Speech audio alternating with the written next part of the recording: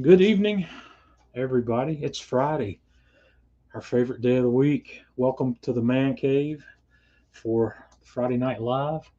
We got Brother Jeff helping us out again, and my better half running the show in the background. Guys, thanks for joining me. And we're going to kick off with a drink like we do every Friday. I think my wife said she had made a coffee. I did. I, I'm not having coffee. Jeff, what are you No having? coffee for me. No coffee for Jeff. No coffee for me. Four roses. I'm working my way to the bottom of this Elijah Craig barrel proof. Uh, I'm going to have a little bit of that because I think I've got about, uh, yeah, there will be enough for one more in there. Then I can get another bottle out of my cabinet. Elijah Craig is very underrated bourbon. It's, uh, it's I don't know how to describe it. It's the regular Elijah Craig small batch stuff is good. It's really good, inexpensive bourbon. Hank, glad you could make it with us. Let me get back over to the chat window here. We got Brian and Eric and Peter and Hank, Mike, uh, Thief River Falls, Minnesota, up north. I heard uh, Mike. I've got a relative up in the Michigan area, and she posted a picture. I think it was today, or maybe it was a video clip of some snow falling. Are you guys having a cold blast up there? Uh, that was quite intriguing. Ryan, glad you could make it. Cheers, everybody! It's Friday. Let's have a drink. Cheers. Mm.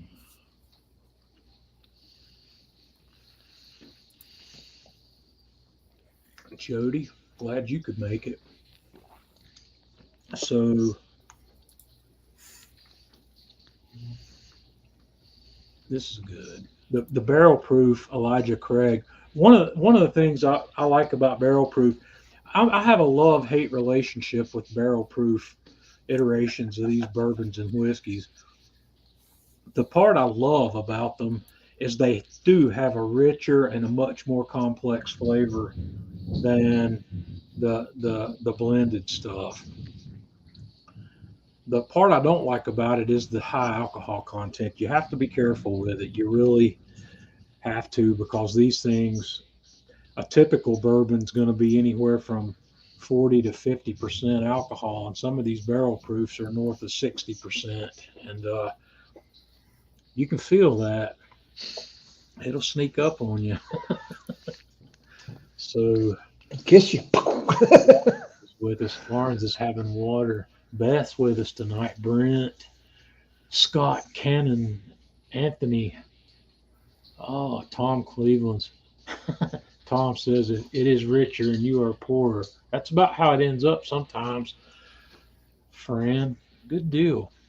So if you're having a drink with us tonight, leave me a comment. Let me know what you're having and let me know where you are. I love seeing we get a wide a variety of drinks and locations in here every Friday night. So Tanya, did you fire up the Jura? I did. Yeah. Yeah. Tonight I am trying a local product from Little Guatemala. It's a place, Oh little shop yeah. in town. And so they have some coffee sent to them when they do the roasting there. They also do chocolate, which I really like the chocolate. John was not a fan, but the coffee's really good. No, don't call me not a fan. I am a fan of that chocolate. It's just a very unique flavor. It's not. It's got like I said, there's a fruity note in the background of that chocolate that I'm not It's used to, very and it's real. plumbing. It is. It's interesting. There's this coffee truck around here, and it's called Little Guatemala. And Tanya bought some coffee beans, and some chocolate from those guys last time we ran. We ran across them in the parking lot at Lowe's Home Improvement not too long ago, and I think Tanya spent $50. She got a cup of coffee, and then she got coffee and chocolate to bring home. So Well, I mean, you want to salted support the caramel, local businesses. So, yeah. Tom's having a salted caramel whiskey. I bet that would be an interesting flavor. All right, Tanya, we'll bring you back here in a bit. Okay, so this week, Jeff, I am prepared. Jeff's been doing a little cooking. What do we got here, Jeff? Oh man, I did those extra meaty baby back ribs from Walmart. Caught grief on buying meat from Walmart. Best Well, meat, best that's price. I'm with you. Those are the best baby backs I've ever had, Absolutely. and I will continue to buy those. But you got, like we said, you gotta. I don't like to look at any of them that are less than 4.5 pounds, and I like to look for ones that are 5 pounds and up. They don't Yep. always have them, but when they do, I tend to buy some. So Well, you cook one of these cook was on hard. 5.12 and one was 4.97.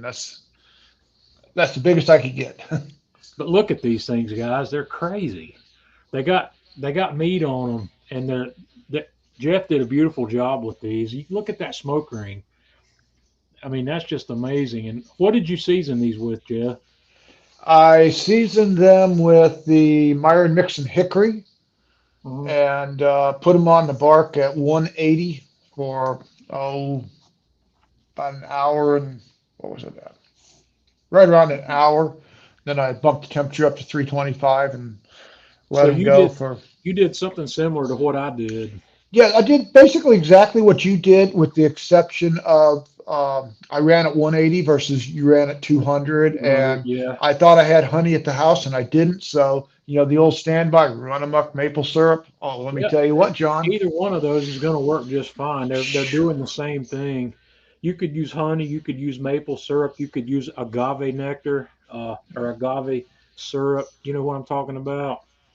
Well, Uh, like I say, these were so good. They're good when the 6-year-old, when I'm doing Heck, pizza off of the Alpha, and she goes, "No, Pop, I think I'll have some more ribs." you could put Mrs. Butterworth's on that. You could put Yeah, pancake syrup on it. Any of that's going to work. And it does make a really good finish on these ribs. And one of the things I did like about that technique of going low and then going, I think I went to 350 on mine, but somewhere along in there, you get a nice little chew to that bark on these yes, you ribs, and do. it's really good. And here's another cross section picture of Jeff's ribs. And I'll tell you, these were probably one of the best ribs that I've made. I mean, I yeah, really like this technique and that bark. I mean, you see the smoke ring. Just it does a beautiful job. I think you and I have about mastered low and slow on the pellet grill. Oh, Between definitely, Yeah, definitely. guys, Jeff and I compare notes. We cook and we compare notes and we tweak and we compare notes again, and we've come up we have cracked the code of the pellet grill. And Lower is better. yeah, and I'm getting ready. I'm going to show you some stuff here also, but I want to show you. Here's what Jeff had for dinner. What'd you serve with those ribs there? Uh, the roasted cabbage. I do that on Cook the that on on the the grill. on the classic three. With you got to have bacon in it. So you I need to sauteed learn. bacon, I need onions, to and do cabbage. some work with that. Tanya and I both like cabbage, and I need to experiment with some of that. I still have yet to do Chef Eric's blue slaw, and that's something I really want to do. Uh, That's good. I've done it. I also want to do roasted cauliflower. I want to slice cauliflower, into maybe an inch thick slices, and I want to roast Cauliflower it. steaks. Yeah, really hot, and season it, oil it, season it. I want to do some of that. You got your If you grandson working here. Yeah, if you're going to do that on the cauliflower, Yeah. boil it first in some chicken stock, and then do it out there Can I? on the I grill. wonder. I wonder if instead of boiling it, if I could just brine it, or does it need to be par cooked? I think it needs to be par cooked. I think it Well, comes out better on I the like grill. I like steaming, so I might try it either way. Mhm. So Yeah. Then I got Alexander. He made his first pizza start to finish. yeah, I'm gonna give you a piece of advice to give Alex. Okay. What advice you going to give Alex? He's listening. Alex, don't get too close to that alpha without any shoes on. I just noticed in this picture, I just now noticed that he's out there in his socks, which Yeah. uh, the Alpha is the only oven that I've got that I ever have an issue with a spark popping out of. It's like a fireplace in there. If Yeah. you've got flames rolling in there, that wood can pop and it can jump right out at you. I know Alex is he's standing back far enough with that peel. He's not going to have to worry about it. But there he is. Guys, this is Jeff's grandson. I got to meet Jeff's grandson a couple years ago. He came to I think it was the last Atlanta Grill Company on-site event they had, and he's coming back, I understand, here in Yep. June. So I'm going to get to cook with Alex again. Alex, man, Chef Eric had Alex working at Yes, that he did. last one. Alex was manning more than one grill, so he knows what's going on. So yeah, what kind of pizza did Alex cook here? That was a combination pepperoni, salami, and Black olives, or is that a different pizza no, here? that's the one I did, and prosciutto. And then I did sweet Italian sausage and black olives Question: do you put the prosciutto on before you cook or after you cook? before. You do. I've Yep. had pizza. I've had pizza with prosciutto on it both ways. Sometimes, when that prosciuttos are really fine, are really thin, Hmm. so thin you can almost see through it. I've had pizzas made before where they toss the prosciutto on there as soon as it comes out of the oven, and it kind of cooks just from the radiant heat coming off the pie when you pull it out. And I've had spinach. Sometimes spinach will go on top of a pizza like that, and I put my basil leaves on if I'm going to do Yep. something like a margarita. The basil leaves go on as I bring it out. But this pizza right here is speaking to me because I love black olives on pizza, So and do I. I like sausage and black olives. That's a great combination. Or hamburger, or beef and Yeah. black olives and I'd say mustard. that's the sweet Italian sausage and black olives. Yeah, That's that one of looks my good. favorites. That or What? a brisket pizza. Tell me about your dough. What kind of dough did you make for this? Freddie, if he's on, he turned me on to a new recipe using bread flour rather than double aught, and it's a 40-hour cold fermentation, Mhm. and it came out really good. I think you've got the picture there, the one that's sliced, so you can look in and see. Yeah, That's got a nice cornicione. Is that? I believe uh, that's what they call that. that's what they call it, and The it was really cornicione. good. Guys, that's this right here. That's this rim around the edge. And when Jeff's, in my opinion, here, he's that's beautiful. That's perfect. And it's puffed up around the edge, and it's got a big open crumb in there. And I'm guessing this is somewhere between a 60 and 65% hydration dough. Yeah, right around 65%. How hot were you running the alpha Uh, for he that? told me to run it at about between 7 and 750. I like that temperature too, man. I like 750. Uh, I think you can control it a little bit better. Like I say, these took right at probably 2 minutes to cook. the thing about the thing about our ovens is 900 in that oven.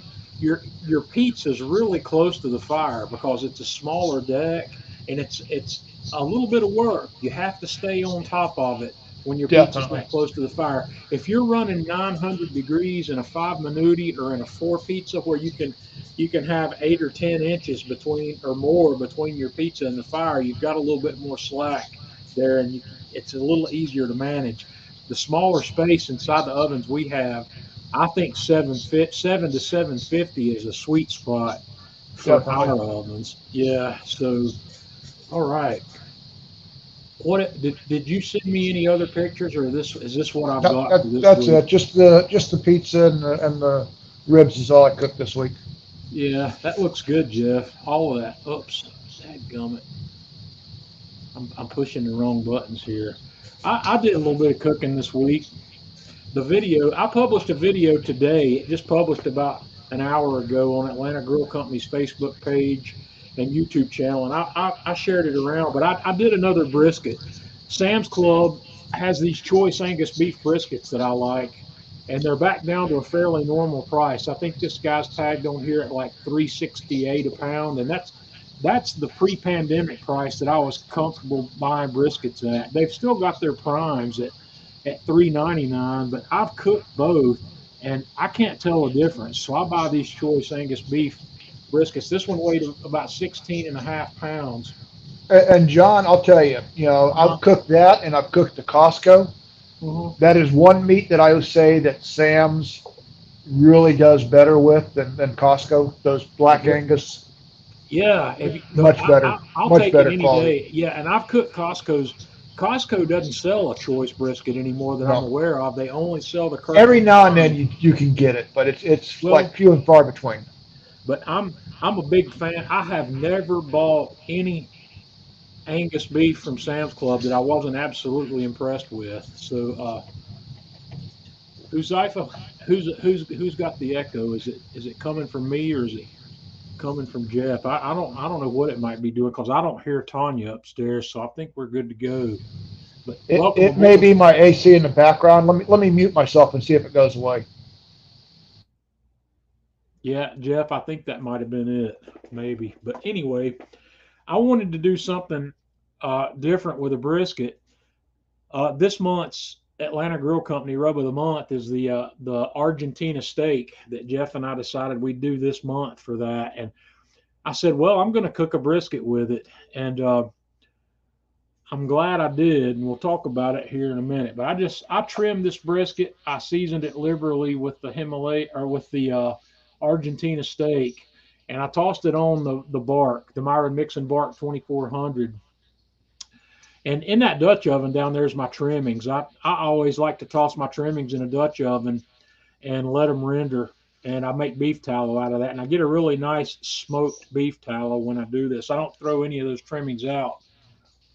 The only thing that gets thrown out is what doesn't render. I strain that out into a jar and I use it. So I put this guy on at 8:30 in the evening, and I set the temperature on the grill to 200 degrees Fahrenheit, and I let it go for 12 hours. I didn't open the grill again for 12 hours. And actually, what you're seeing in this picture is the 12-hour mark. This is what I had 12 hours later, and uh, the internal temperature of this brisket only was up to about 145 at this point. So my bark's looking like it's forming up really well. Everything's going well. So at this point, I ramped the temperature up to 250 or 260 somewhere along in there, and let it go for a bit longer. But what I did here is I made a foil, but decided I was going to try the foil boat method because I haven't tried that before. So what that is I took the brisket off, and I did a little bit of research on this foil boat method before I did it because I've never done it. And I saw a lot of different methods, but one of the methods I saw that intrigued me the most was when I put that brisket on the grill, I put it on there first of all, fat cap down. That's the way I always cook my briskets. But I saw one guy in a video, I believe it was Chef Tom Jackson from All Things Barbecue, when he went to the foil boat, he flipped his brisket and went fat cap up, and he put his bark side down into the foil. So I decided to try that because that produced a better bark all the way around the brisket. And I think I like what happened there. So anyway, I put it back on. I raised the temperature, and I didn't go to the foil boat until my brisket temperature got up to somewhere between 160 and 165. Then I put it in the foil boat. And the purpose of that foil boat is to capture all the renderings that are going to come out. There's a good bit. These briskets and butts as well don't really start rendering hard until they get up to 160 and get through the stall. And what you're creating is a barrier around that where those renderings collect in there, and the bottom side of your meat is essentially braising in its own fat, or you could call it a braise or a confit or a combination of both. And then it took a couple more hours. My total cook time on this brisket at 200 and then up to 250 was 17 hours for a 16-pound brisket pre-trim. And you can look at this guy, the bark, you can see the bark on here. This is amazing. It's a really good bark. And this guy's beautiful. Uh, I got a great smoke ring. I got great flavor. Now, there's a couple of things I want to talk about specifically here. Number one, the most important thing I gained from this cook is I believe the use of the Argentina steak rub on this brisket made the best tasting brisket bark I've had in my entire life. And I've had a lot of brisket. I've cooked a lot of brisket. And prior to that, the last brisket I cooked and made video on was about 2 or 2.5 months ago. I used the Himalayan Sherpa. It made a really good quality and good tasting bark as well. But this, the Argentina steak is also a salt, pepper, garlic blend, but it's got a bunch of herbs in it as well. And I don't think I will even try another rub on brisket again. I'm so happy with the way this came out. The foil boat method, I'm still up in the air as to. Oh, also one thing I forgot to tell you here, I didn't put pictures of this in here, but I injected the flat. I rendered some beef tallow that I had, or I heated it up to melt it, and I put about a tablespoon or two of that Argentina steak in my coffee grinder and made a very fine powder out of it and mixed it in with that. And I injected about a cup of that seasoned beef tallow into the flat of this brisket. And I let it cook with that. My results there are, number one, the seasoning showed up in the taste in the flat meat. I can taste it, and it tasted good. Don't have any complaints there, but I don't believe that the injection of the beef tallow had any impact on tenderness or moisture content in that flat. I cannot say that it made a difference because the texture, the finished texture of this flat was a lot like any other brisket I cook. I can't really tell that it was any better in those terms than a non-injected flat. So play with it. I encourage everybody to learn the same way I do. I learn by trial and error, but I am honest. I am honest with myself about the results I get. I'm not going to come out here and say, yeah, that's amazing if I can't see a difference based on what I've done. I think it did a really great job of adding some additional flavor to that point. And I might experiment with that again. I think the next time I cook a brisket, I might experiment with just injecting beef tallow to see if I can tell any difference with just a non-seasoned beef tallow to see if there's any difference. But I don't think there will be. But the foil boat method, Brian, this actually, the pellet I use today or for this cook, I like using hickory. I typically use hickory, but I'm using this pellet that I got right now from Rural King, and it's their house brand, and it's called the Southwest Blend. And when I looked that up, it's a blend of mesquite and oak. So yeah, it's a fairly intense pellet blend. So, but normally I'd be using hickory. I went to buy hickory and they were out of it, so I bought 100 pounds of this other stuff. So I'll go through this Southwest, but then yeah, I'm going to go back to hickory. I'm going to go exclusively with hickory on the pellet grill in the future, and we'll talk about that too. But the foil boat method here, I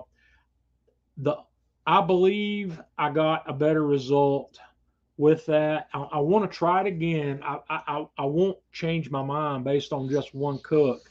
But the one thing I noticed about this brisket that I don't notice with other briskets is my flat out at the end on the small part of the flat was still good. It was not overcooked or dried up like they get that it was good quality meat all the way out to the tip. So, Okay, John, question for you. yeah, What do you say the difference is between foil boating and using the shallow aluminum foil pans, which is a okay, little easier to handle? that's a great question. It is easier to handle, but what I think the benefit of the foil boat here is you roll that foil up around the shape of the brisket, and what that does, the renderings that come out of that brisket form a deeper braise, a deeper liquid that brisket's sitting in. If I would have had to get a hotel size foil pan for Yep. this, and I might have been looking at a quarter of an inch or a third of an inch of rendered liquid in there, and also it's going to allow the non-fat liquid that's rendering out of there to vaporize and boil off, where the foil that's bunched up around there is going to help keep some of that in. So maybe a combination of both. Make the foil boat and then Yeah, drop it into the aluminum pan, so that's a little yeah, easier you for could when you're do that. lifting on and off the grill. You're not losing your Well, juices. I did a double layer of foil for my foil boat, and I was able to pick that up on the ends with gloves, and when I picked it up and pulled it out of the grill, I set it in my hotel pan, and everything it did fine just grabbing the foil. But I buy that Sam's Club, that Members Mark heavy duty aluminum foil, and I Mhm. always use a double layer of it. So yeah, you could set that in a hotel pan and still do the foil boat. Then you've got something rigid, or you could even do it with an aluminum pan. So there is that. Uh, Today I did my wood fired Friday, my second edition of wood fired Friday, and I posted the recipe a couple places. I decided I wanted to do a quick blueberry cobbler on my wood fired oven. And for those of you who are interested in the recipe on cobbler, the cobbler itself is a very simple recipe. It's a 1 to 1 to 1 ratio of self-rising flour, brown sugar, and milk. And you just make as much as you need. And you melt butter in the pan first. And this is an 8-inch pan, so I started with a half a stick of butter, and you'd increase that if you used a bigger pan. I melted the butter in the pan, then I poured my cobbler mixture in, and then I poured my blueberries in on top of that, and went back to the oops, one too many here. I went to the wood fired oven, and I was trying to run the wood fired oven at just under 400 degrees. So it takes a little work to do that. I was using some hardwood lump charcoal after I got the oven hot, but this thing looks amazing. This is a beautiful blueberry cobbler. I haven't asked Tanya if she tried it yet. I'll ask her in a second. But this was delicious. Tanya, did you try that yet? No, I haven't tried it yet, but you've got a lot of questions. Okay, hit me Okay, up. let me pop them up. That's the end of my cooking, so I'll get that out of here. Okay. And First, Tim is having a really hard time trying to figure out ribs on the Kamado Classic 2. And since you both have really dialed in the whole rib thing, could you give him some pointers? uh, well, are we talking baby backs or are we talking pork spare ribs? Uh, the main Tim the big thing I see for beginners on ribs is Jeff. I think the tenderness test is it's kind of like with the butt. It's kind of like knowing when that rib's ready to come off. That's the Yep. biggest part of learning to cook ribs is figuring out when that rib's ready to come off. I need Tim, in order to help you there, I would need to know what's not working. Let me know what's not panning out, what's giving you trouble on that. But Okay. maybe Jeff, maybe we should do a whole episode sometime on ribs and talk about ribs and go back to our previous cooks and get some pictures out and do that because Jeff and I've come up with a couple of techniques. You can do it on any grill you got and get them right every time. So Yep. I need to keep moving here because I want to talk about the rubs. So Okay. Right quick, we had two brisket questions. okay, Anurag, I have to serve brisket for brunch. I'm smoking 160. Uh, I don't know. I've never done that. I've never tried that, but I have never par cooked a brisket and then finished it later. I've Chef never. What Tom has done that, I think, on All Things Barbecued. He showed a video of that where I he would. brought it up to 165 and then finished it off the next day. All right, I would go look for that video then on Rog and see what he did because whatever Chef Tom did is going to work. That guy's no joke. He knows what he's doing. So if he's got a video out there on that, I would go for it. Tim says for brisket, I've only tried my Texas style brisket. Uh, Tim, are you cooking on a Kamado? If you are, that's a great method. That Texas style, and that's an older video. That one's been out there for quite a while, and it's a great technique. It really is. And once again, the whole key to being great at barbecue is knowing when that meat needs to come off, and that's the key. Everything else, times, temperatures, rubs, all of that is secondary to knowing when that meat's ready to come off the grill because there's a good uh, it's the tenderness you're looking for. I watch people every time I cruise social media. I see people saying I'm going to cook it till it hits 203 and then I'm going to pull it off. That's fine, and it might work, but it might not. It might not be right. Definitely. I mean, there is no cook to a set temperature. You gotta use your probe. I mean, you and I both know we've had cooking that low and slow, those butts. Yeah. It's never going to see 203. Right. 180, 190. It's probe tender, ready to pull. It just All right. a lot depends on what temperature you're cooking at as to Yeah. when that probe tender is really going to kick in. All right, Tanya, I'm going to bring you back again. I want to keep moving here. I got to talk about our main topic tonight wasn't going to be our cooking, but it was going to. I want to talk about rubs and how to make your own rubs. And before we start talking about making your own rubs, I want to tell you these three right here, or any combination of these three, is the baseline. The Atlanta Grill Company Himalayan Sherpa is a very simple and very effective salt, pepper, garlic blend. It is crazy. You can use it to season anything. If you if you keep a salt shaker on your table, on your dinner table or whatnot, throw it away and put this in its place. This can season anything that you would salt at the table. You can use this on any. This has got salt, pepper, and garlic in it. That's all that's in here. The Killer Hogs AP rub. This I'm struggling here, Jeff, because the AP rub, the Killer Hogs AP rub, is another salt, pepper, garlic blend, but it has something in it that I love, and I know it's taboo to a lot of people, but this rub is salt, pepper, garlic, but it's got just the right amount of MSG in it, and that MSG brings an umami that you don't get anymore. Jazz.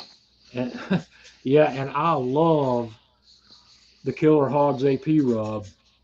And when I developed the Man Cave Meals AP Mojo here, I was thinking along those same lines. My AP Mojo is based as a salt, pepper, garlic with MSG in it, but I brought some extra ingredients to the table on that one to really kick the umami to the next level.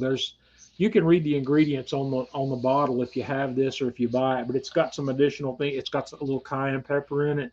It's got some Worcestershire powder in it. It's got some dry mustard in it, just a little bit, and a couple other goodies that really turn what I think this in my mind. And I don't want to toot my own horn. That's not why I'm here. But this AP Mojo is a go-to for me. It's the baseline. But I told you that I wanted to talk to you about making your own rubs. So, Well, Jeff. yeah, John, let's stop for just a second on making your own rubs.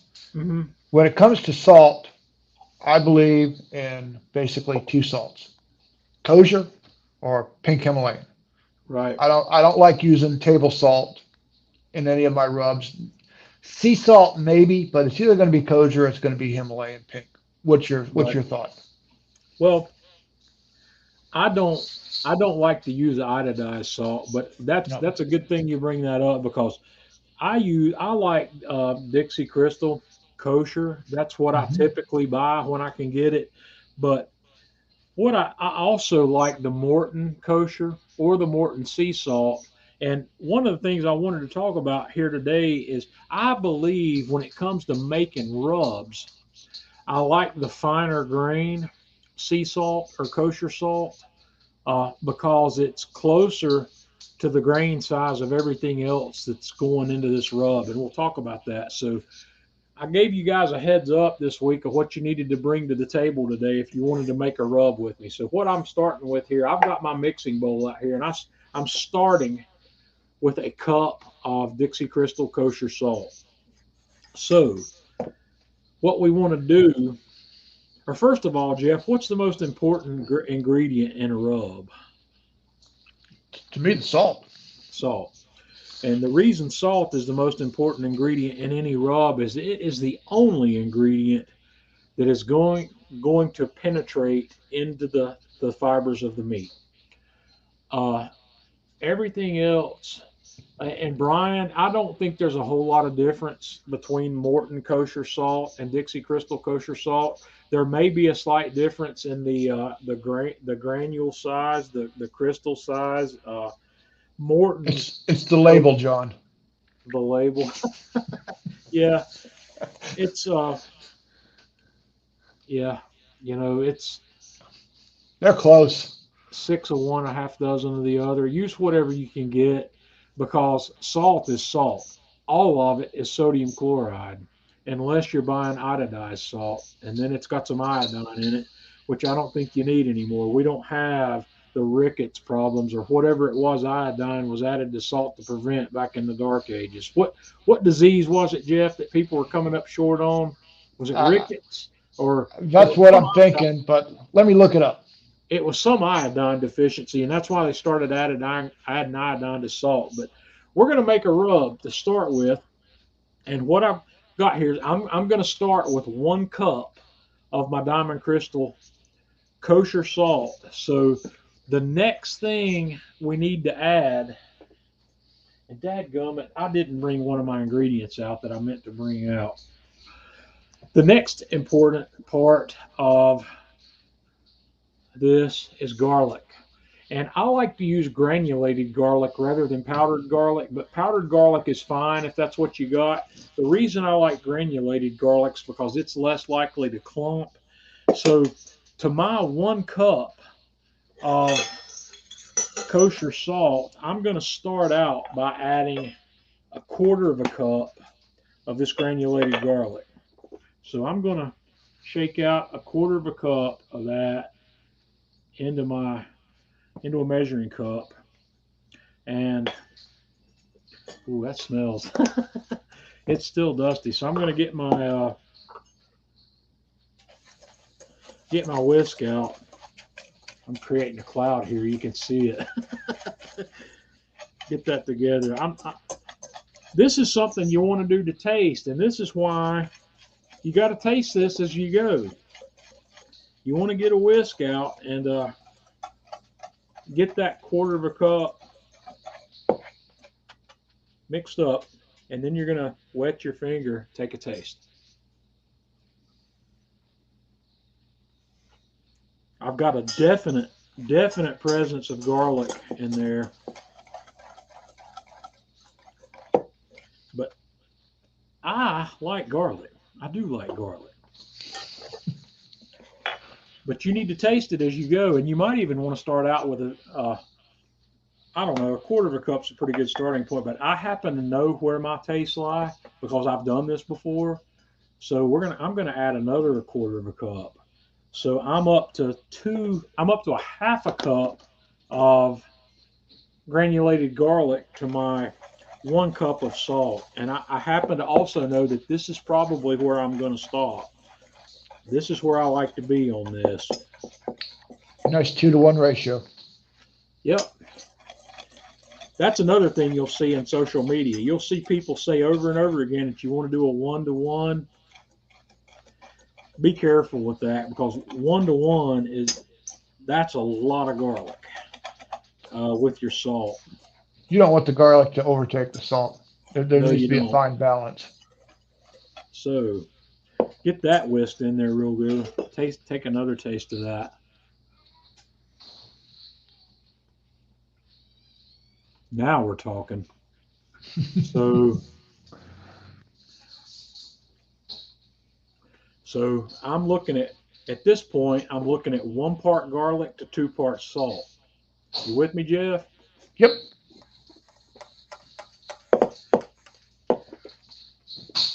And that smells good too. The third ingredient that we're going to work with is black pepper. If you want to use white pepper, use white pepper.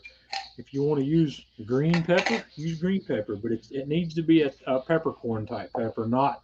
We're not talking about cayenne yet.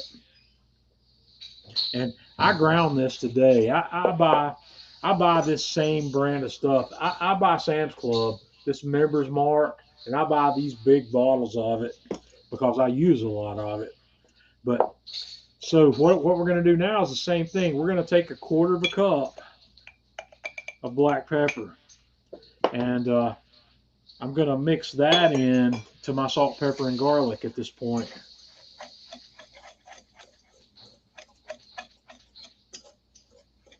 And my pepper is very aromatic right now because I just ground this today. And if you can buy your whole peppercorns and grind it yourself, I highly recommend doing that. And don't grind a whole bunch of it at a time. Grind it as you need it, because one of the values of black pepper is the aroma. And the longer it's been ground, the less aroma it's going to have. So let me see if I can show you what we're looking at here now. I don't know how well you can kind of see what I'm looking Good at. picture. So right here, what we have is 1 part pepper, 2 parts garlic, 4 parts salt. Is that where we are, Jeff? Yep. So let's taste this.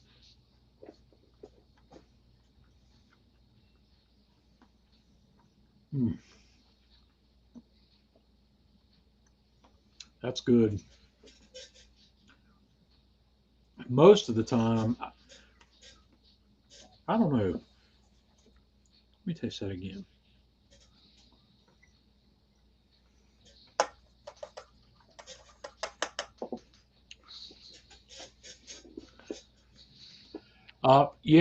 Russ, there is a difference. Let me stop right here, and I know if I were doing this for myself, I would be doing this on the scale rather than with volume. And the big difference is with the salt.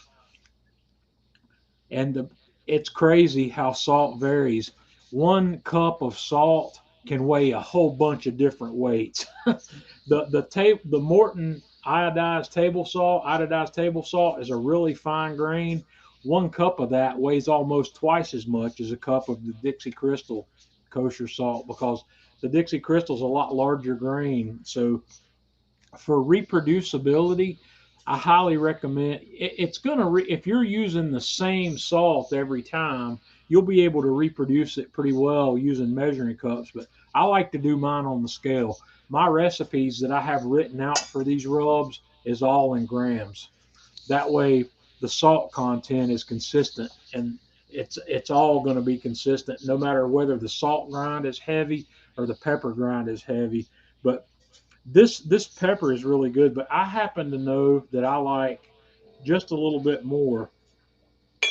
And this is where mine gets a little weird, because I don't want to put another whole 1/4 cup of black pepper in this. I'm going to put 2 more tablespoons, which is half of a 1/4 cup. It's 1/8 of a cup. So now my ratios are getting a little bit weird, but this is something, guys, you do to taste. Don't follow my recipe. You try this yourself and you mix it up until you like your results. But you have to taste it as you go. So I've got 1 cup of salt in here, 1/2 a cup of granulated garlic, and I've got 6 tablespoons of cracked black pepper.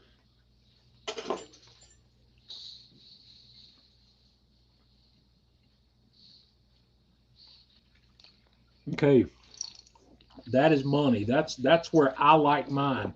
But guys, now those first three, the 3 rubs that I showed you in the picture just a bit ago, these guys, this is basically what I have in this bowl now, with a few exceptions.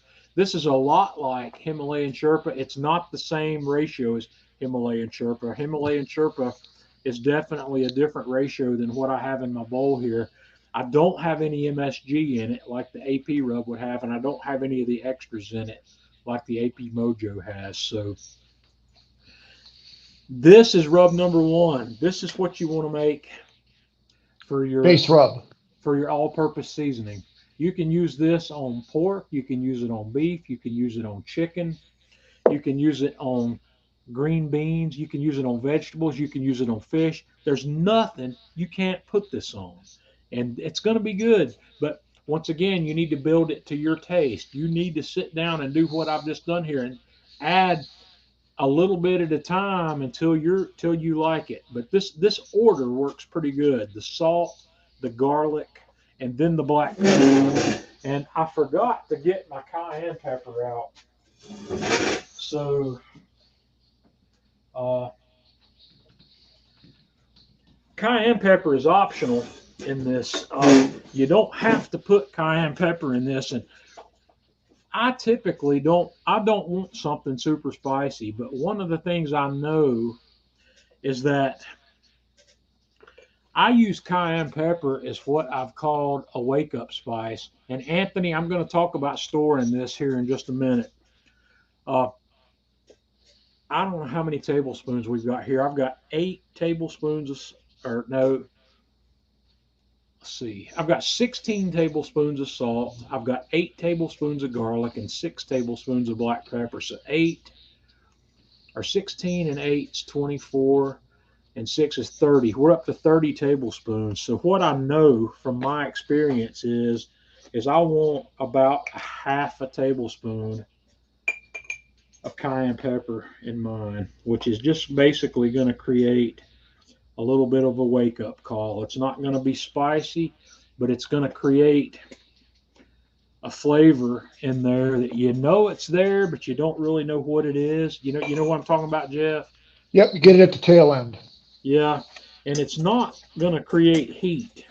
It's going to create what I call a wake-up call. And this is why when I cook steaks,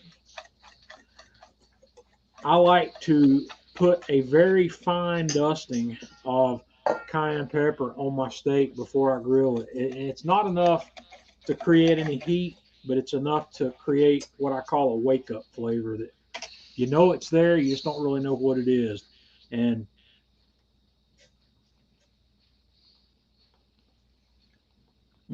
yes, you can definitely taste that. It doesn't change the look of it because I didn't put enough of that in there for you to change the look of this. And this can be, you can put that in your salt, pepper, garlic blend if you want to, or you can leave it out. You know, we're working towards rub number 2 now, which is a little more. What I want to put in here next, one of the other baseline ingredients I think is important is granulated onion or onion powder. And what I tend to do myself is I put the same amount of onion powder in that as I use garlic. And so what I'm going to do is I'm going to go straight for 1/2 cup. But if you're learning this process, I want you to taste it as you go with 1/4 cup to start with, and then go to 1/2 cup. But I know I'm going to go with I know that 1/2 cup is my sweet spot. And another reason, if I haven't mentioned it, that I like the granulated better than the powder is it's less likely to clump. It doesn't clump. And what this onion's doing, this onion is bringing a sweetness to this that you don't have otherwise. Onion is a sweet ingredient. I know sometimes when you taste an onion, you may not taste that sweetness, but when onion cooks, what happens to it, Jeff? Well, it sweats down. It caramelizes Well, because it's yeah. got a bunch of natural sugars in it. That depends on how long you cook it, though. Yeah, but in our situation, it's going to have plenty of time to caramelize if they're using this as a rub. Mm. Man, you can get this going. I need to finish my bourbon before I I was salt. going to say that you're not going to tell the taste of that bourbon. You keep tasting that rub. Okay, the bourbon's done. Okay, so now I have a fairly complex. I have a fairly complex flavor going on here. This is good.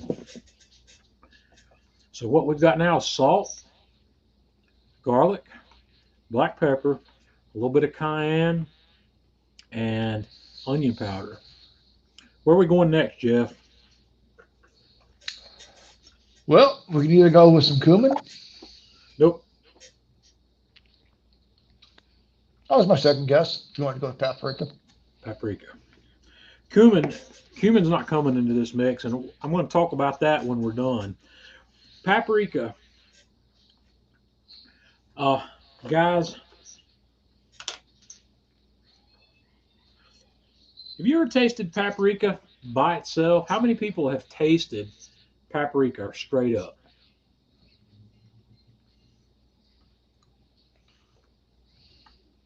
Now, which Anybody? paprika do you have, John? Say what? Which paprika do you have? Do you have This is smoked the or just Spanish. regular? No, it's the Or Spanish Spanish? paprika. Yeah, um, it's nothing fancy. I don't think smoked paprika is worth putting in a rub. To be honest with you, you can if you want to. So I don't know if I know how to describe the flavor of paprika on its own because I don't know if there's anything else out there that tastes All like right. paprika. It's it's earthy. I'm going to call it earthy. It's not hot by any means, but when it comes to adding paprika to your rub, there's two things I want you to think about. Number one is color. Uh, Paprika is bringing a color to your rub that you won't have any other way. You can't, we like the red color that you get from paprika. It makes the bark look nice and it makes the rub look nice on the meat. It's a visual thing, but it's also bringing an earthiness and it's bringing its own level of umami.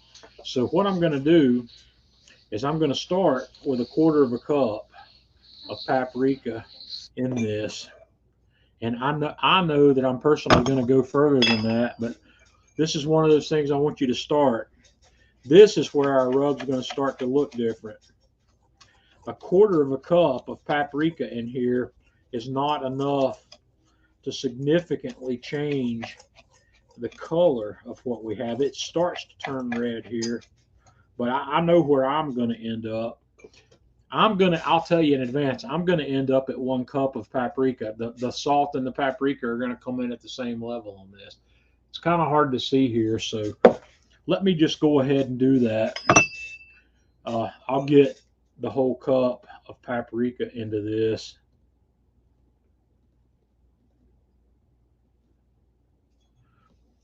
So my paprika and my salt are coming in at roughly the same level, the same amounts, because I like the red. I want mine to have a reddish tint to it, and I'm going to get that. You can add more if you want it. You can add less if you want it.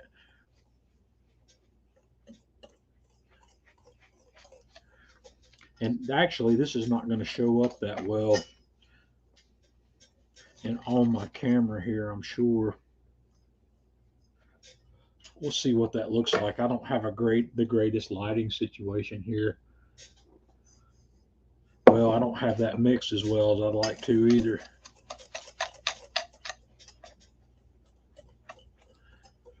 I don't know. I should have set up a better way to see that. Can you see that, guys? It's not as red as a lot of rubs. It's not as red as the paprika, but if you want it redder, you can add more paprika. So let's taste it.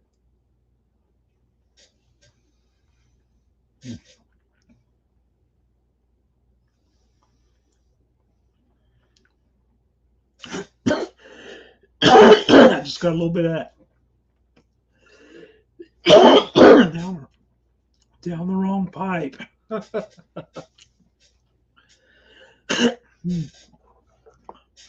Oh boy. Jeff, have you ever done that before?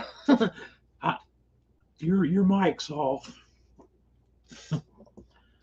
Yes, I have, and it burns. Well, it's not burning. I just accidentally. It's what we call in the medical community aspirated. I aspirated that. I inhaled it into my lung. Okay. I think I'm recovering. This is good. Okay. Let me stop here and talk about it. Brian, it is to some degree. It's not a bell pepper. It's a red chili pepper. It's a different pepper than the bell. Yeah. Okay. We'll stop right here. This is rub number 2 right here. For those of you that are interested in sugar-free rubs for pork or beef, this is it. We have salt, we have granulated garlic, we have black pepper, we have cayenne pepper, we have granulated onion, and paprika. If you want a sugar-free rub, this is where we're stopping. You can use this on beef or pork or whatever you want to use it on. That's good. There's nothing wrong with this. Are any of you guys sitting here making rub with me? I didn't know if anybody'd actually bring their ingredients to the table tonight or not. Probably not. But this is good. Okay. Yeah, and that's a good recipe. That's one of my older rub recipes from way back. I made the one with tang in it, and it's really good. And guys, I learned that from Harry Sue. That's another Harry Sue trick. Harry Sue makes a rub that's got tang mix in it, and it's got one of the lemonade mixes in it as well. I think he uses it in his chicken rub. But yeah, tang. We'll talk about other stuff here in a minute. The only ingredient that we haven't dealt with yet that's part of your basic rub is sugar. Now, sugar performs a couple of important roles, in my opinion, in rubs. Jeff, what does sugar do for us? It's going to give us a better bark. Well, no, I think we've just proved that with the Argentine steak. Well, no, the Argentine steak doesn't have any sugar in it. I know it doesn't, but you got a great bark. I did, but the trade-off there is that it was a long cook, and sugar. I think sugar is a player in bark formation to some degree, but yeah, the Argentine steak doesn't have any sugar in it. So at this point, you have to decide where you want to go with this rub. Do you want this to be a beef rub at this point or a pork rub? And in my opinion, the differentiations between the two is anything I add to this at this point to turn this into a beef rub is I'm going to stick with more savory things rather than sweet things.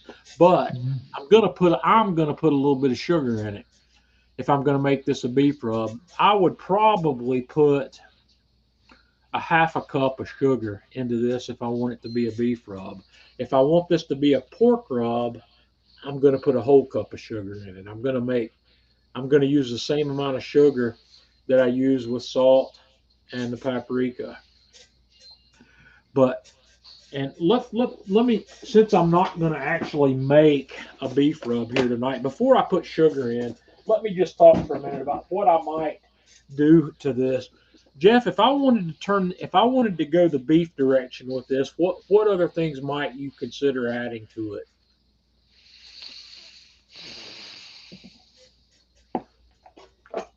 What's something that's quite popular in beef rubs?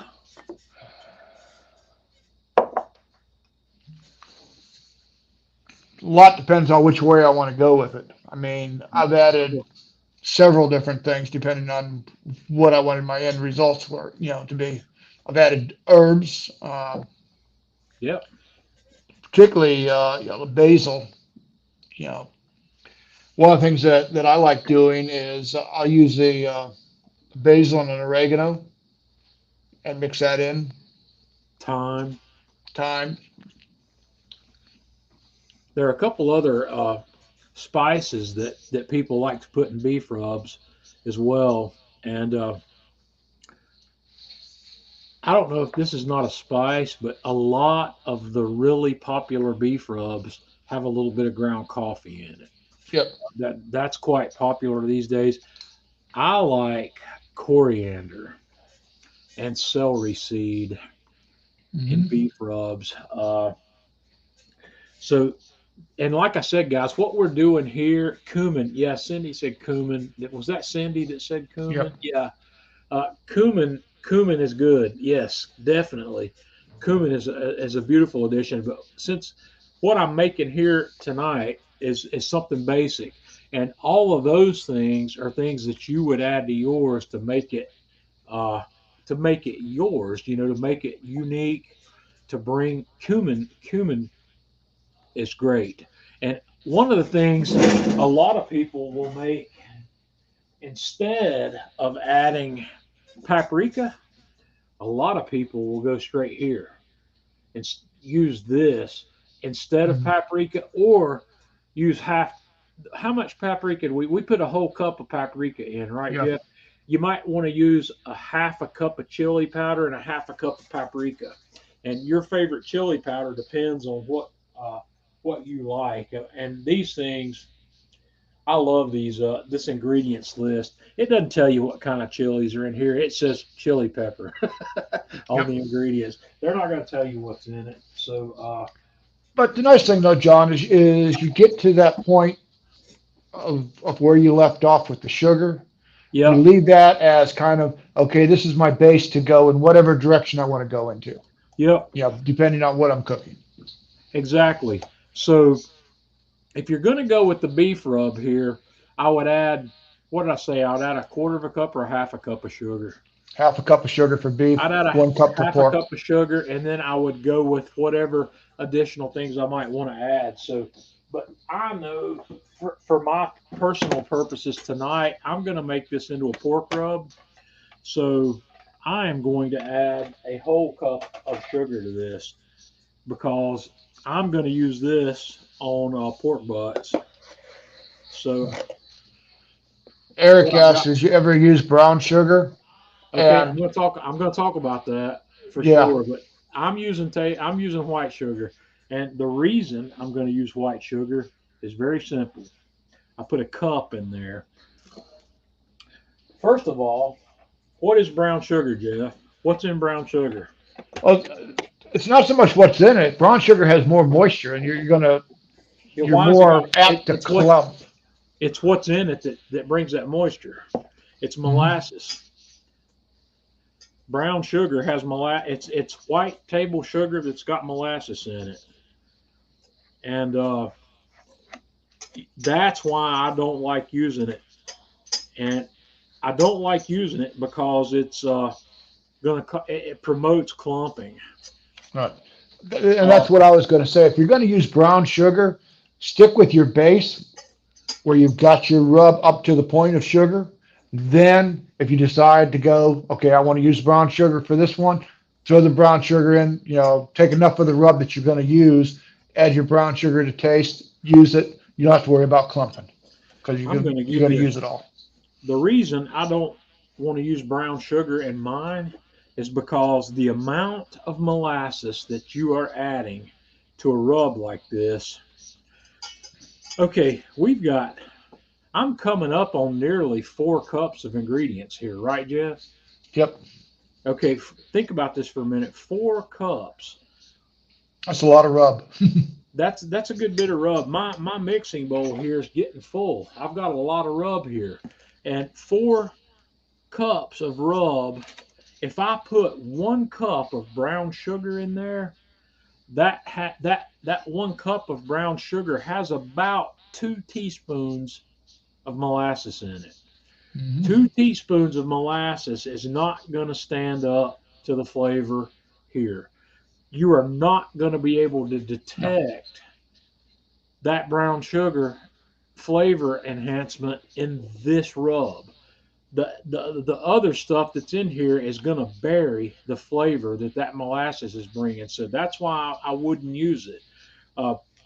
If you don't want to use white simple table sugar, use sugar in the raw or demerara sugar or whatever they call it. But don't use a sugar that's got molasses added to it. Simply, that's right on the money right there. This is a great pork rub. That's good. Okay, what did Janice say? Janice said she's going to bring me a rub, completely made from scratch, have a fantastic flavor.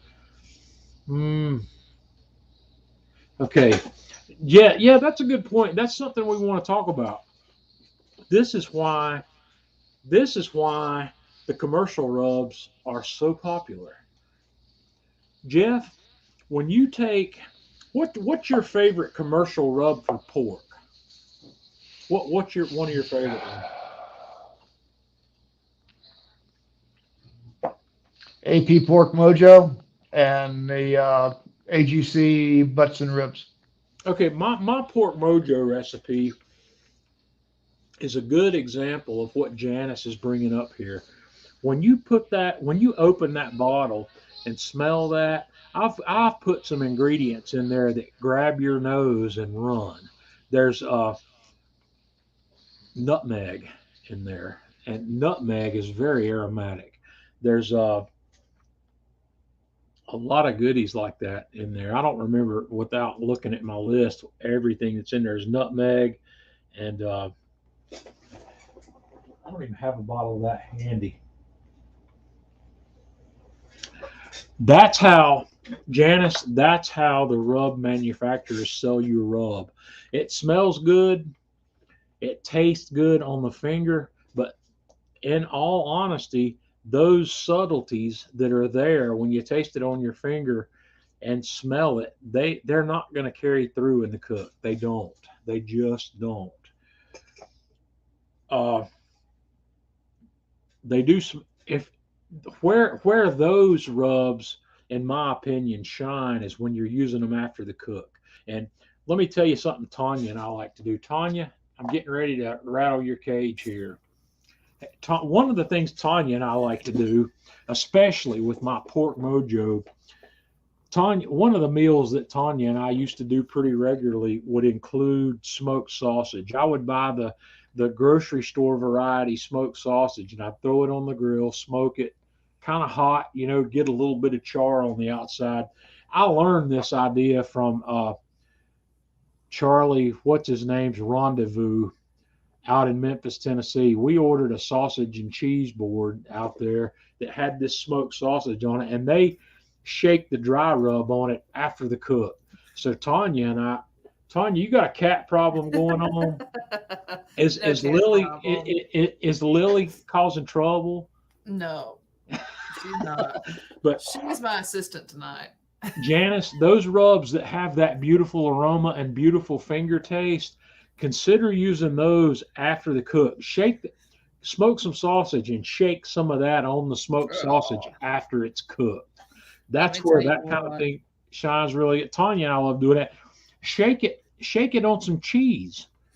Uh, Cube your cheese and sausage, and like if you're having a dinner party or something, and you want to have have an appetizer out there or something, have that smoked sausage and cheese board, and just shake a light coating of those really It's finger the tasty stuff. and aromatic rubs on that right there, and it'll change the way you think about those. But yeah, those don't show up. Those nuances, if for lack of a better term, don't show up as well on a pork butt.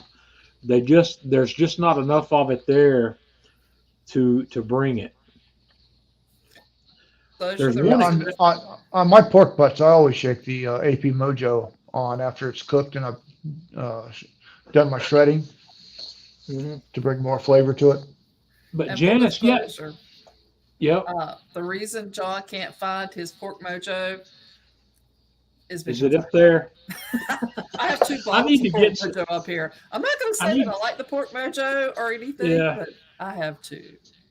Tanya uses as much of the pork mojo as I do, so I need to get some more. So I need to rattle Gary's cage and get him to send me some more of that, or maybe I'll just pick some up when I'm down there in a couple weeks. But Janice, don't hesitate to shake pork rub on your pulled pork sandwich after the cook either. You know, lay your bun out, put your pulled pork on. If you're gonna sauce it. Shake some dry rub on it. No law says you can't do that. Jeff, have you done that? Absolutely.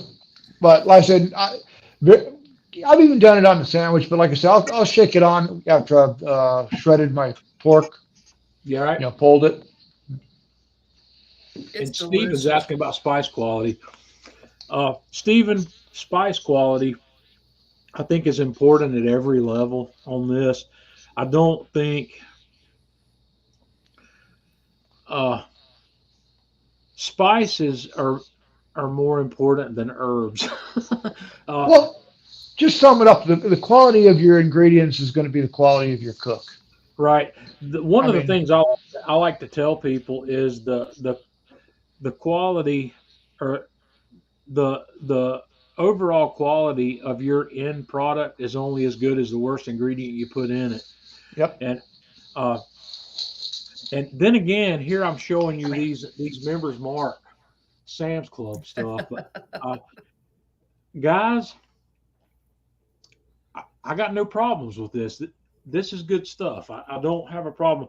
Tanya and I like to buy spices from this company called Penzies. I don't. You may have Penzies close to where you live. We had one in Charlotte, which was about an hour from us, which the pandemic closed them down. So, but there's a Penzies in Roswell near Atlanta Grill Company, so I still have access to one when I travel down there. But the quality of the spices is important. Two But words: Sunny Paris. If you like yeah, eggs, you owe it to yourself to but keep yourself stocked in Sunny Paris. those are herbs; those aren't spices. So Oh, it's amazing. anyway, the my best recommendation for you on spices is buy them whole and grind them yourself because stuff like coriander, for instance, I buy whole coriander and I grind it in my mortar and pestle as I need it. I do the same thing with cumin and I do the same thing with nutmeg. I like to grind nutmeg on my microplane grater right when I'm ready to use it. The the aromatic value is much greater when it's fresh ground. The same thing with black peppercorns. That's why I grind it as I need it. I buy whole peppercorns. I have a relatively inexpensive conical burr coffee grinder sitting back here that I use to grind black pepper with. Uh, I haven't convinced myself yet to fork out the $200 for the man kitchen pepper cannon. I want the pepper cannon because I'll be able to grind a coarser grind. I like coarsely ground black pepper. I can't get it as coarse as I would like with my coffee grinder. But let me go back to the question. It was asked about storing this rub. Uh, these containers right here, when you empty one of these out, these make great rub containers. these guys have two openings on the top. You have a fairly large hole shaker top. If you want to shake this on, this is perfectly adequate for shaking rub onto a brisket or a butt. This one you can spoon out of, or you can just dump. Mason jars make particularly good rub containers, and in fact, I was looking for some just the other night. The mason jar, or I think it's actually Ball and not Mason that makes these. They make these tops for mason jars that are shaker tops. So you can get a quart mason jar or a pint mason jar and put your rub in it. Put one of these tops on it that's got a shaker top. And if you make a rub like mine here that doesn't have brown sugar in it, this rub's a lot less likely to clump. But when I make that much rub, that's a lot of rub. That's enough rub to do a lot of meat with. One of the things I would do is I would put most of that into a vacuum seal bag. You could put that into a vacuum seal bag and store it indefinitely. When you vacuum the air out, it's not gonna have any access to humidity or moisture. It's not gonna clump. Keep them in the dark. Also, you want to put these in a cabinet. Light and oxygen both degrade rubs. I'm still tasting this. That's perfect. That's a perfectly good pork rub. So I'm gonna cook pork butts with that. I'm gonna cook pork loin with that. I'm gonna cook pork tenderloin with that. I wouldn't hesitate to put that on chicken. And chicken is another situation where you want less sugar, because chicken you're typically going to cook at a higher temperature, and you don't want to. That's got enough sugar in it that it'll char at chicken cooking temps, unless you're one of these people that cooks low and slow chicken. Oh yeah, Honor Rock's got it made. Totally right. Grill corn. Yeah, I would. Now on corn, for corn on the cob, what I would end up doing is I would mix this rub with mayonnaise, or a 50-50 mayonnaise and sour cream, and smear it all over that corn and go direct with it. Absolutely. So, yeah. Tanya, have I missed any questions that I really need to look at? I think you did pretty good. Anthony asks, have you ever added rub to a sauce to enhance the sauce?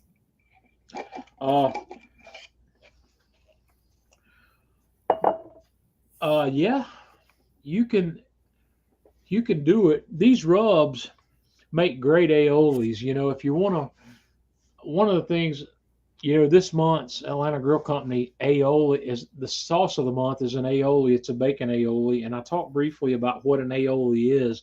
It's a mayonnaise-based sauce or a mayonnaise and sour cream-based sauce.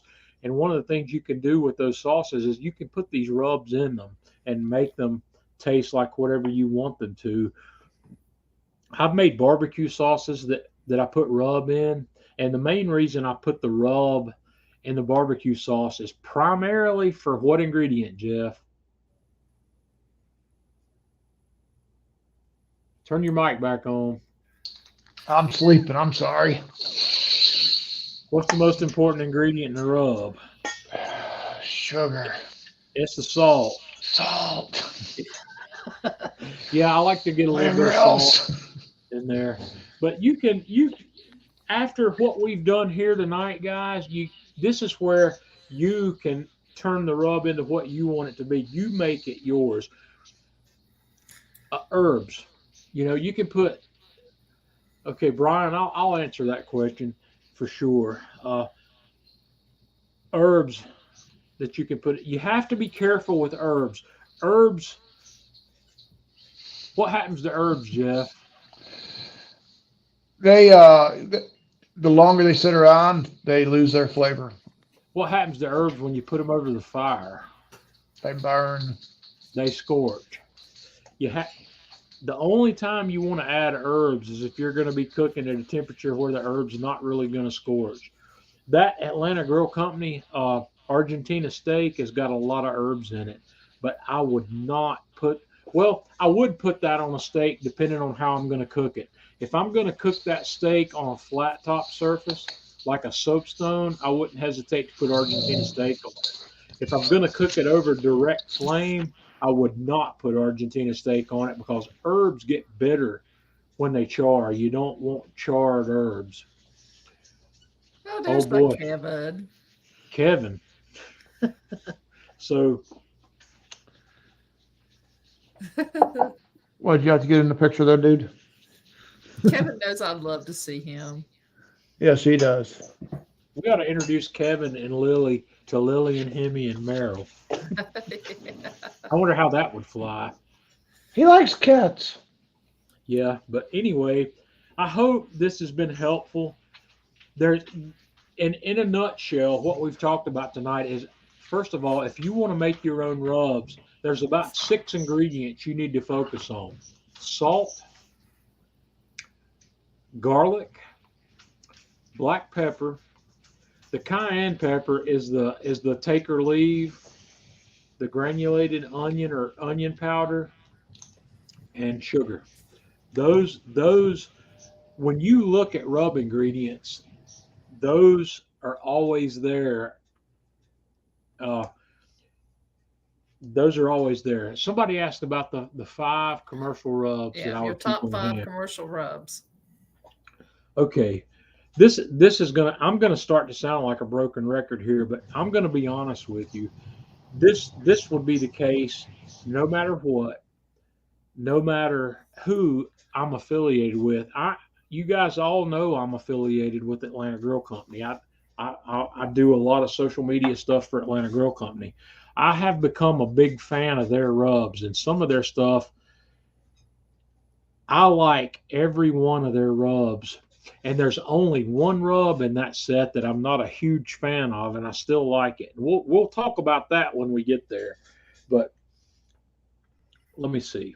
First of my first of those 5, I'm going to put 2 rubs in that first of the 5 slot, and that we're going to go back to this. Actually, I'm going to put 3. These guys right here, any one of these is going to need to fill the basic salt, pepper, garlic blend. And I am on purpose. I'm a big fan of the AP Mojo because that's my recipe. That's the one I put together, and that's the way I like it. That is what I would call an enhanced salt, pepper, garlic. But if you want a basic salt, pepper, garlic, I would either go with this Himalayan Sherpa or this Killer Hogs AP. Uh, if you have an aversion to MSG, stay away from the Killer Hogs. But if you don't mind the MSG and you like the enhancement that brings, go with the Killer Hogs. If you want a great salt, pepper, garlic, the Himalayan Sherpa. Jeff, I know you like that Himalayan Sherpa, right? Yeah, I totally agree with your selection there. We may disagree down the road, but those would be my top. Okay, that's number one, and the Mhm. reason that's number one is because of the versatility of the salt, pepper, garlic blend. There's so much you can do with that. Yeah. So one of those 3, my my personal opinion is you need all 3 of those. You need to try all 3 of those and figure out which one of the 3 is your go-to, and I think you'll probably find out that you'll love at least 2 of those. Okay, pork. Let's talk about a basic pork rub. Uh, there, God, this is going to be a tough one because there's so many that I like, and on the commercial line, I obviously like the Atlanta Grill Company Georgia butts and ribs, but the Georgia butts and ribs has a beautiful smokiness to it, but it's not as sweet as some of the other ones. I like a sweet rub on pork. Um, There, Lane's Barbecue. If you guys are familiar with Lane's Barbecue, I'm struggling to remember the name of that rub now. The Oh boy. I've got a bottle of it here somewhere. I've got so many rubs. The hickory rub. Jeff likes the hickory rub. That's your favorite pork rub, Jeff? No, that's not my favorite. It's a toss up between that and the Georgia butts and ribs.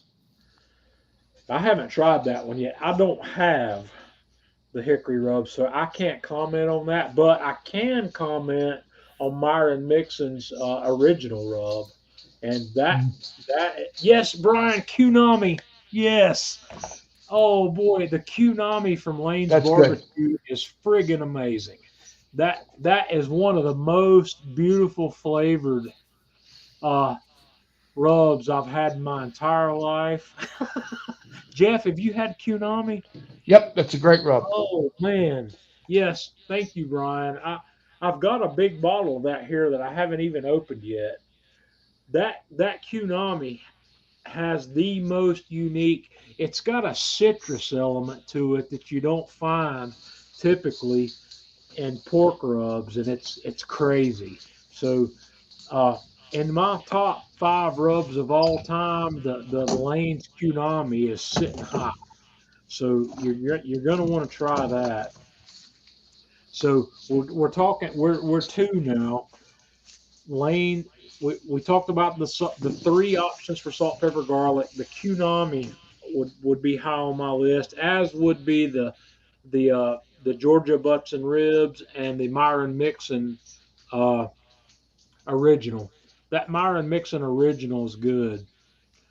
Those ribs that I showed you earlier, or I showed you the ribs the other week that I cooked. I used the rub-a-dub, the rub-a-dub rib. Is that what it's Yep. called, Jim? Yep. It was really good. There's a lot of them. Any sweet, and Myron Mixon's rub. Myron likes sugar, man. I like Myron because he likes sugar, and there's plenty of sugar. And These two layered are off the hook. yeah, so for beef, let's talk about beef for a moment. Once again, in the beef world, of all the rubs I've had that I think are amazing on beef, I'm gonna have to sit as of this week with the Argentina steak from Atlanta Grill Yep. Company.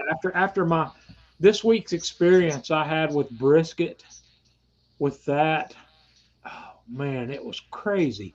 That That Argentine steak is great stuff. It that really is. brisket that I showed you guys earlier in this live stream, that brisket is. I'm this close to saying that's the best brisket I've ever made in about every aspect, and the flavor from the Argentina steak. That Argentina steak is a salt, pepper, garlic rub that's got a big backbone of herbs to it, and I'm a big fan. So I think that's why I like this Myron Mixon wild game because it has a lot of herbs in it as and well. also for beef, if you're gonna any of those salt, pepper, garlics that we talked about earlier, the Himalayan Sherpa, the Killer Hogs AP, or the Man Cave Meals AP Mojo, those are beautiful for beef, especially if you're going to be high temperature, because there's nothing in any of those that are going to scorch and cause you problems. Uh, so, Totally agree with you, Cindy. yeah, the River Street And Seaboard. fish. And the River Street Seaboard goes great on vegetables also.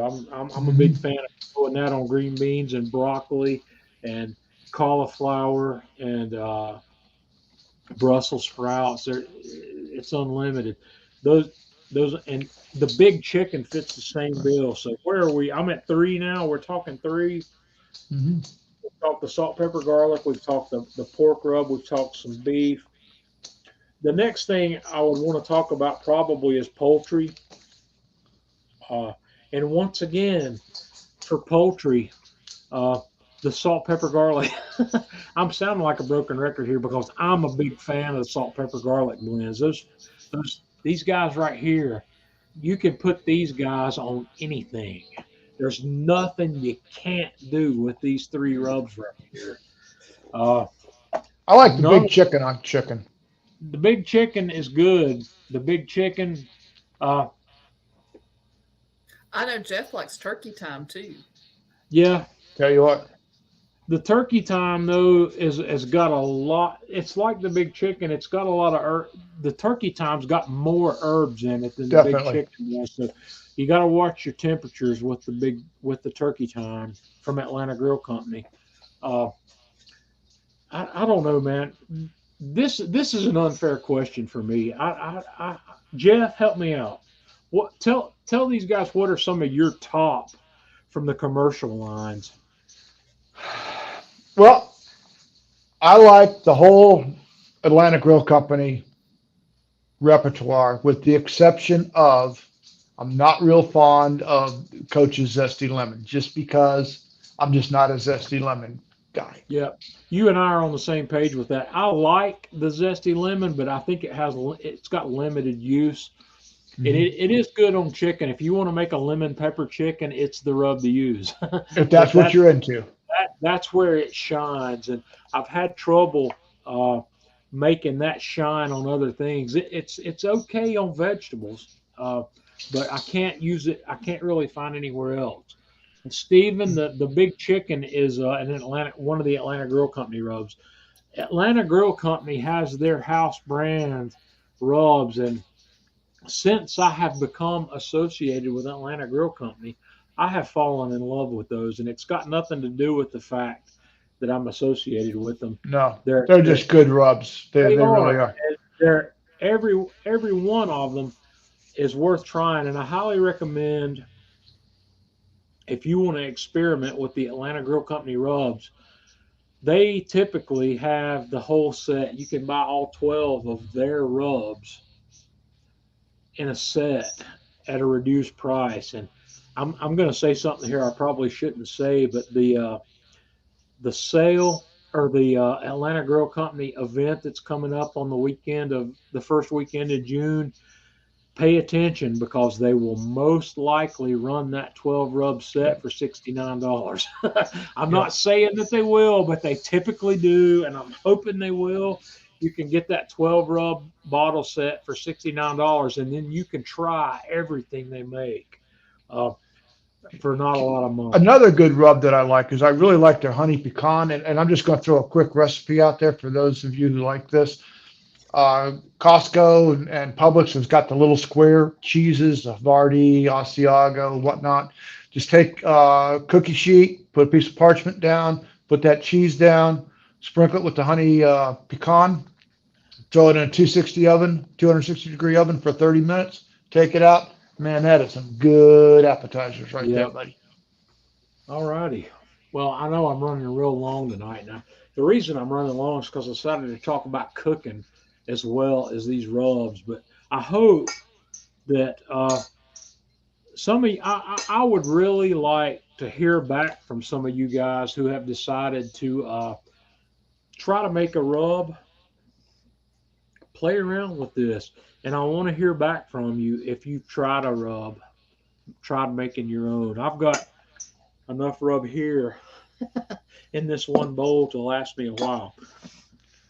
Yeah, well, Making just to rub, tell you how much I like the AGC rubs, I've gone through 2 of the 12 packs since they yeah, brought them out. Now, that's a lot of rub. yeah. And I Those can't tell you how bottles, many bottles of honey pecan I've gone through. these bottles are 12 ounces. Uh, there's a good bit of rub there. And some rubs go further than others depending on what you're seasoning. It takes a good Yep. bit of rub. It takes a third to a half a cup of rub to season a big brisket. It takes a quarter to a third of a cup of rub to season a pork butt. So try them out, guys. There's a lot to try here. Uh, if you haven't been, I know most of you guys who are here haven't been to Atlanta Grill Company, but there's a rub aisle there where they got a whole aisle in that store that's rubs on both sides. And when I go down there in June for this event, I'm going to shoot some video clips and show you once again. I actually probably need to repost the video walkthrough I made of that store. Remind me to do that, Jeff. You remember when I did the walkthrough down there a Yeah. while back? I need Well, to they're post up to some. almost 2 rows of rubs now. Yeah. So I'm hoping some of you. I'm looking forward to meeting some of you guys I know that are coming in from out of town. I hadn't seen Stephen Hickey since the last Atlanta Grill Company event, and Janice is coming in. Beth's coming in. I don't know. Is Beth with us tonight? She is. Yep. Brian, She you coming was. in? Good deal. Awesome. Yeah, we're All got Beth's right coming. So now. yeah, we'll have a good a good time, man. I'm Now, really. John and Jeff, Mhm. Yes. we have heard your top rubs. Okay. Are you ready for mine? Let's Let's hear hear it. it. So here's the thing. I don't do anything on the grill. I'm kind of actually scared of fire. So, grilling is not my thing. But on my stovetop, I keep Himalayan Sherpa, AP Mojo, and AP Pork Mojo. Those are my three favorite rubs. Yeah, they're on the. Tanya's got an induction cooktop up there in her kitchen, and those rubs are sitting back there on the back of that. And I Well, know. Kathy loves the AP Mojo. That's one of her top. Yeah, Other I than do the too. honey pecan for her cheese, AP Hmm. I don't Mojo's like I said, all the way. I don't want to toot my own horn here, but I think the AP Mojo is the perfect and I'm I biased love it. because it's my recipe. It is the perfect all-purpose seasoning. It's crazy. I use Uh, that one a lot. And like I said, that Pork I'm Mojo, putting you on the air. you know, I could probably eat it with a spoon. yeah, I love that stuff. Was that? There. Oh, look. Oh, hey, that's beautiful. that's Jeff's rib connoisseur. Yes, Yeah. she is. I tell you what, when this girl says I'd rather have ribs than pizza off of the Alpha, you know your ribs are good. Yeah. She, Words I she doesn't will like never Alex's say. pizza. Yeah. She doesn't And, like and, Alex's pizza. no, she likes it. But how many kids like lamb chops? Do you like lamb chops, Gracie? I do. How many Tanya won't 6-year-olds eat like them. lamb chops? Well, Okay, if you're sweetie. cooking, if you're cooking them, Jeff, I'm sure a lot of them do. I'll tell you what, I love lamb chops and the lamb Heck yeah. lollipops. Yep. Oh yeah. What's your And name, Jeff? that's Gracie. And Gracie. Yeah. seriously, guys, on John and I, I never heard of the Walmart extra meaty ribs until John says, Jeff, you got to try these. They're really good. And I went out and got them, and I went, holy moly! I, Well, I won't buy baby Bracks any place but Walmart now.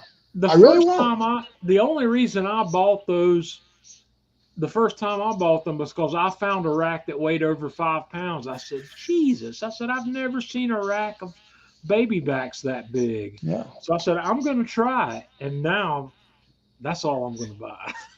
Yeah, I And mean, yeah, that's got as much meat as like a country rib. I mean, yeah, gee, well, they're Smithfield. I believe the ones I'm getting are Smithfield. Smithfield. Yeah, Yep. and Smithfield's a North Carolina product. Or is it? Yeah, Yeah. Smithfield's made here in Yep. North Carolina. They're But it's owned based. by the Well, Chinese now. yeah. I hate that, but it's a fact of It life. is what it is. Smithfield was bought out by a Chinese company, but they still they're employing thousands of people here in North Carolina. There's a lot of hog farmers in the eastern part of this state, and down there where Chef Eric lives. Chef Eric lives in the middle of all that down there. So it's Yeah, still that's also in Smithfield. And the Virginia. quality of the pork hasn't changed, but yeah, It's we'll. it's good stuff, I'll tell you, and it's nice and meaty. There's not a whole bunch of fat to it. And those ribs that I cooked, the bones didn't come out, but if you looked at the plate of finish, I mean, the bones were clean. Yeah. So it was Well, just right there on the And cusp of and where let I me tell wanted you it. something, guys. If you ever try those, the best ribs are the short bones. Yeah, Those are the rack, the end of that rack where the short bones are. That's where you want to be eating from. They're meatier than the ones down on the longer bones. So the pitmaster's cut comes from the short bones. Remember that. absolutely. Yep. All right, we You got to will wrap not go up, wrong. guys. We're going way long, but I appreciate you. We've had a good crowd here tonight. Uh, let's see. There's only going to be one more live stream before I go to the Atlanta event. We're not going to have a live stream I don't think we're going to have a live stream from Atlanta during that event. We'll figure it out. We're going to have we're getting I'm getting together with Jeff and several of the other people that are coming in from out of town, along with Chef Eric and some of the Atlanta Grill Company folks for a dinner on Friday night. So I'm not sure. I don't think we're going to try to have a live stream that week. But what I intend to do is I intend to take a lot of photos. I may shoot some video clips. I may put something out on TikTok from that event. And for those of you who are interested in TikTok, I'm trying to publish some stuff on TikTok now at John Setzler, JOHNSETZLER. So check me out over there. But we'll see how it goes. But I think we're gonna have I think that's July the 3rd, which would be our normal night. Or June 3rd. We're not gonna have a live stream that night. But I'll be posting content on Man Cave Meals and Instagram and Twitter. So follow me around there. Yeah, I'm still tasting this rub. I'm happy with that. That's good. You can make a rub, guys. You can do it. You can do this. I want everybody to try it. Some live. Yeah, Cindy, come on out. I know Cindy's a long way from us, but I don't know. Cindy's paying $6.50 for gasoline out there on the left coast. They're proud of their gasoline out there where she lives. Oh boy. Hey, we're up to 4.5. Well, Tanya, what did I pay last night when I filled up? $4.39. $4.35. $4.35. Okay, that's the most I've ever paid for a gallon of gasoline. But today I decided I wasn't going to drive anywhere. I sat at home all day today and did the drive. I'm going to seriously fight this gas price thing. This is ridiculous. Well, I'm very happy to report that this week I have driven less than 30 miles. Well, Tanya's home for the summer I'm so now. happy about that. Yeah, I'm driving to Greensboro tomorrow. I forgot about it, but Chef Eric's doing that block party at a place down in Greensboro, North Carolina tomorrow, and I'm going to drive down there tomorrow for that. So I'm going to burn up a tank or 3/4 of a tank of gas running down there and back, but it'll be worth it. I'll take some pictures and shoot some video clips from that as well. So guys, we got to wrap up. I'm tired. It's been a long day. It's been a hot day. We've been in the mid-90s for 2 days in a row here in North Carolina. It's hot outside, isn't it, Tanya? It is, and I hate heat. Yeah. All right. Okay. Yeah. All right, everybody take care. Hope to see you at AGC. All right, guys, y'all have a good week, and we'll see you next week. John. That is Greensboro, correct? It is the Greensboro location. So, because yes. Eric had said Winston. He did say Winston, but the actual event's the Greensboro location, and I'm hopefully going to be there, but the event's from 11 to 3 tomorrow, so I'm planning to get there. I'm hopefully going to get there by 11. Whether or not I stay till 3 or not, we'll see. I've got to work tomorrow night, so I've got to be back home. That's a 2-hour drive from me from here, and I've got to be back to work tomorrow evening, and I got to work all night. I don't know the location.